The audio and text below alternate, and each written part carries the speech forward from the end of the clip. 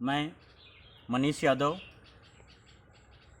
ग्राम सभा दुदौली, जौनपुर से आप सभी लोगों को सादर प्रणाम करता हूँ। महात्मा फुले की 2-4 पंक्तियों से मैं अपनी बात को प्रारंभ करता हूँ। महात्मा फुले ने कहा था, विद्या बिना मति गई और मति बिना गति गई और गति बिना वित्त गया, वित्त बिना शूद्र गया। तो जो सबसे ज़रूरी बात यह है वो है शिक्षा।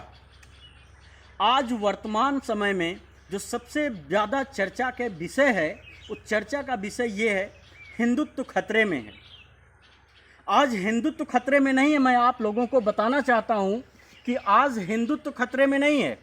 आज खतरे में है हमारे पिछड़े समाज, हमारे दलित समाज, हमारे आदिवासी समाज की शिक्षा खतरे में है, उनका रोजगार खतरे में है, उनकी पढ़ाई खतरे में है। और सभी दलित समाज, पिछड़े हुए समाज, आदिवासी समाज आज खतरे में है। आज वर्तमान स्थिति ये है कि 85% दलित पिछड़ा समाज है और 15% अगड़ा समाज है।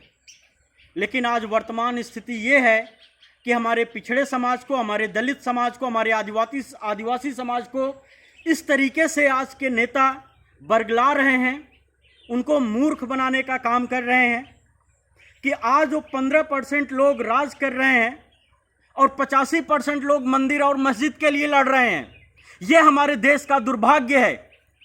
ये हमारे देश का दुर्भाग्य है कि आज ये 85% लोग, मैं उन लोगों को बताना चाहता हूं कि आज आपकी लड़ाई है पढ़ाई की लड़ाई, आज आपकी लड़ाई है शिक्षा की लड़ाई, आज आपकी लड़ाई है भागीदारी की लड़ाई।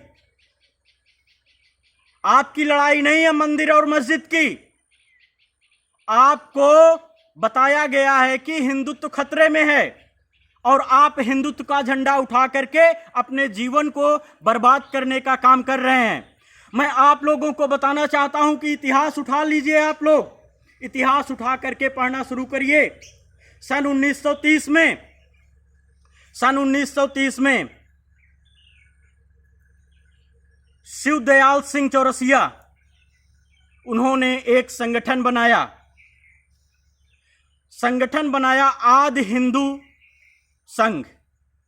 जब उन्होंने संगठन बनाया आदि हिंदू संघ का, और वो जाते हैं सभी ब्राह्मणों के पास जाते हैं और उनसे मिलते हैं। मिलने के बाद उन्होंने कहा, क्या आपके लिए बहुत जरूरी है, हमारे दलित समाज के लिए बहुत जरूरी है ये बात सुनना। उन्होंने कहा कि ये जो मैंने हिंदू का संगठन बनाया है, आदि हिंदू संगठन बनाया है, इसमें आप सभी लोगों को जुड़ने की जरूरत है। आप सब लोग इसमें जुड़िए और जुड़ करके काम करने की जरूरत है। तो आप लोगों को मैं बताना चाहता हूं कि उस समय उन्होंने क्या कहा। उस समय ब्राह्मणों ने कहा क्या कि मैं हिंदू नहीं हूं। सबसे बड़ी बात जो आज हमारे दलित को सुनने की जरूरत है, हमारे पिछड़े वर्ग को सुनने की जरूरत है, उस समय ब्राह्मणों ने कहा कि हम हिंदू नहीं हैं, हम हैं आर्य। तो मैं आपको बताना चाहता हूं कि शिवदयाल सिंह चौरसिया, उस समय उनकी आंखें खुली की खुली रह जाती हैं और उसी समय तुरंत ऑन द स्पॉट उन्होंने एक संगठन बनाया। उन्होंने संगठन बनाया बैकवर्ड क्लास ली का संगठन बनाया और सभी उसमें बैकवर्ड लोगों को इकट्ठा करके जोड़ने का काम किया। और जोड़ने के बाद उन्होंने क्या बताया? उन्होंने बताया ये कि आप लोगों को ठगा जा रहा है, आप लोगों को मूर्ख बनाया जा रहा है, आप लोगों को हिंदुत्व के नाम पे ठगा जा रहा है। इसलिए मैं आज अपने दलित और पिछड़े समाज से और आदिवासी समाज से ये अपील करना चाहता हूं कि आज आप लोग मंदिर और मस्जिद की बातों को छोड़ करके आज अपनी लड़ाई लड़ने की कोशिश करिए। आज आपकी लड़ाई है पढ़ाई, आपकी लड़ाई है शिक्षा, आपकी लड़ाई है रोजगार, आपकी लड़ाई है महंगाई। अगर आपने आज ये लड़ाई नहीं लड़ी तो बहुत देर हो जाएगी और सबके हाथ में कटोरा ये सरकार देने वाली है। और जब आप लोगों के हाथ में कटोरा आ जाएगा तब शायद आप लोगों को ये हमारी बातें समझ में आएगी। मैं आप ही लोगों के समाज के, दलित समाज के, पिछड़े हुए समाज के मौर्य लोगों से पूछना चाहता हूं, पटेल लोगों से पूछना चाहता हूं, निषाद लोगों से पूछना चाहता हूं, आज इनके नेता पिछले 5 साल से सरकार में हैं। क्या आज आपके मुद्दों की बात, आज क्या आपकी जो भी लड़ाई है उन्होंने कभी संसद में पेश किया?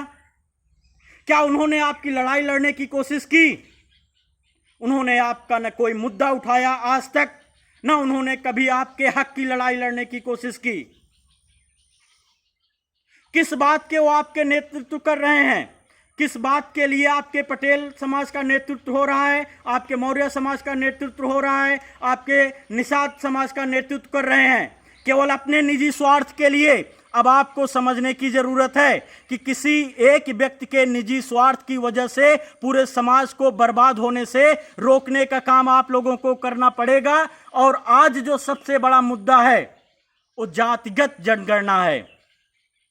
अगर जातिगत जनगणना नहीं हुई, अगर जातिगत जनगणना नहीं हुई, और आज वर्तमान सरकार जातिगत जनगणना सिर्फ इसलिए नहीं करने देना चाहती है क्योंकि वो जानती है कि अगर जातिगत जनगणना हो जाएगी तो सारी की सारी पोल खुल जाएगी, और जितना मैं पिछड़े वर्ग को, जितना मैं दलित समाज को, जितना मैं आदिवासी समाज को बरगलाने का काम कर रहा हूं, उनको मूर्ख बनाने का काम कर रहा हूं, सारा का सारा पोल खुल जाने वाला है। आज आप जितने भी विश्वविद्यालय हैं आप पता कर लो, मुझे जानकारी है, जितने दलित समाज के लोग हैं उनको पता करने की जरूरत है। जितने विश्वविद्यालय हैं उसमें 90 से 95% की भागीदारी वो 15% लोगों ने करके रखी हुई है।